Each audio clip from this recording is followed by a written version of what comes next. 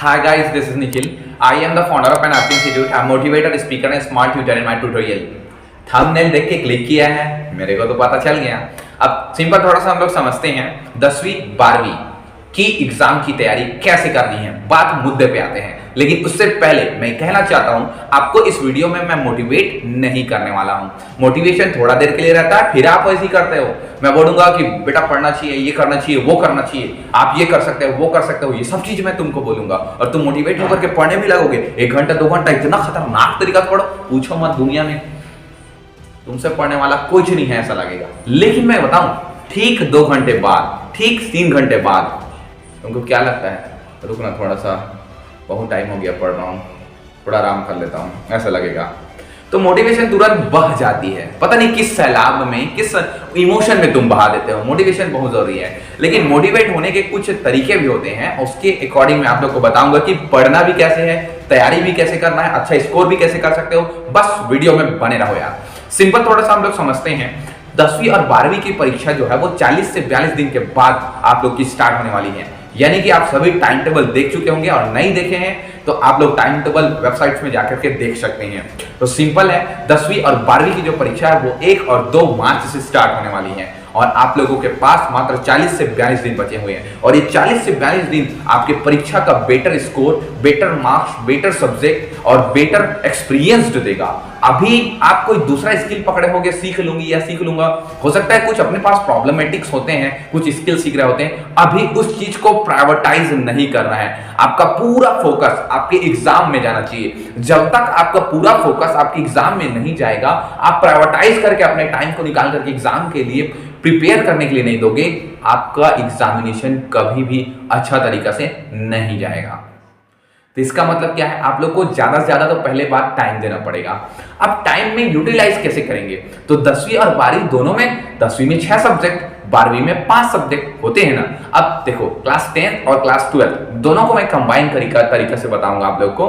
दोनों में ही कुछ ऐसे बच्चे होते होंगे जिनको एक सब्जेक्ट बहुत अच्छा तरीके से आता होगा, एक सब्जेक्ट थोड़ा वीक जाता होगा, एक सब्जेक्ट मीडियम जाता होगा यार। मतलब कुछ ऐसे बच्चे होंगे जिसको मैथ्स अच्छा लगता होगा लेकिन सोशल स्टडी अच्छा नहीं लगता होगा। कुछ ऐसे बच्चे होंगे केमिस्ट्री अच्छा लगता होगा लेकिन फिजिक्स अच्छा नहीं लगता होगा।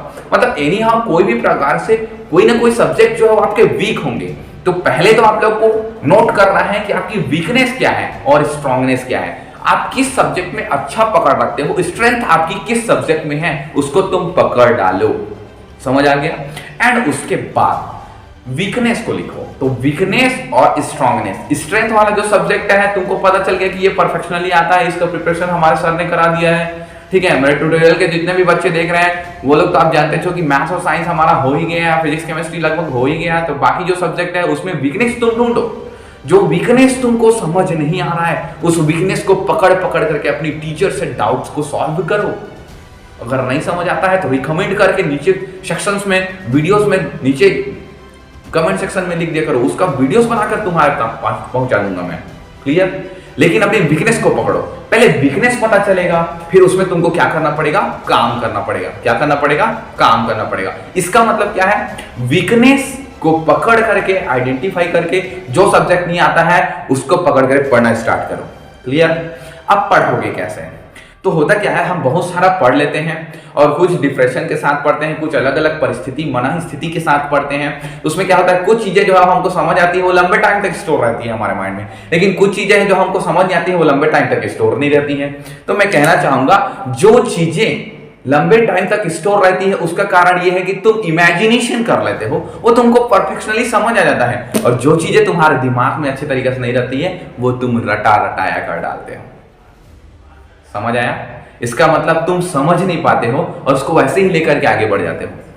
अगर हमें बहुत सारा नॉलेज स्टोर करना है तो हमको बहुत सारा चीज को पकड़ करके 2-3 शब्दों में समझाने की कैपेसिटी वाला इंसान बनना पड़ेगा। सपोज आप एक सब्जेक्ट पढ़ें तो एक क्वेश्चन पढ़ें जो कि 1 पेज का उसका आंसर है, उस 1 पेज को पढ़ा तो उस 1 पेज या 1 पैराग्राफ को पढ़ने के बाद तुम 4 से 5 या 6 से 7 ऐसे शब्द निकालो जिसको तुम आसानी से याद रखो, और उस शब्दों के बुनियाद पे पूरा वो थ्योरी को, जो 1 पेज का आंसर है, उसको बना करके लिख सको। जिस दिन ये क्वालिटी तुम डेवलप कर लेते हो, तुम्हारा एग्जाम बहुत ही अच्छा जाने वाला है।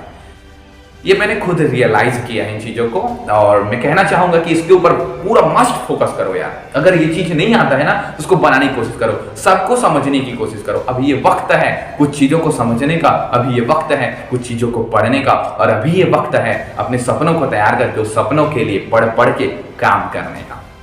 समझ आ रहा है मेरे सभी बच्चे? ध्यान दीजिए इन चीजों को। तो कैसे कर सकते हैं आप? ऐसा कर सकते हैं, एक तरीका हो गया जो तरीका मैंने बताया, वीकनेस और स्ट्रेंथ को पहचानो, वीकनेस को पूरा ध्यान दो और उसको समझ समझ करके खत्म कर दो।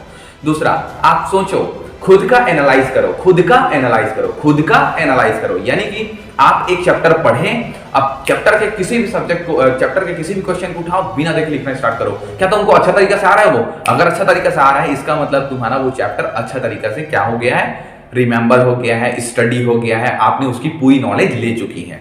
ठीक है, आप उसका खुद का पुनः अवलोकन करो। हर कोई तुम्हारे पास उपस्थित नहीं होगा मेरे दोस्त अवलोकन करने के लिए, लेकिन तुम खुद तुम्हारे साथ रहोगे और तुम्हारे सपने को पूरा करने के लिए, तुम्हारे कॉम्पिटिशन्स, तुम्हारे अचीवमेंट्स को लाने के लिए तुम्हें ही काम करना पड़ेगा। तो कहने का मतलब खुद ऑब्जर्वेशन करो अपने अंदर, क्या चीजें मैंने नहीं करा है उसको कैसे कर सकता हूं या सकती हूं। ठीक है, तो ये चीजें करो। दो चीज हो गया, पहले तो खुद अवलोकन, दूसरा क्या हो गया, स्ट्रेंथ और वीकनेस। तीन चीजें, दो चीजें मैंने बता दिया। अब तीसरा चीज बताता हूं, ये तीसरा चीज फाइनल है। तुम्हारे पास सपना है, तुम पूरा करना चाहते हो, पढ़ोगे नहीं तो तुम्हारे पास कोई ऑप्शन है? नहीं है तो चुपचाप पढ़ो। Thank you.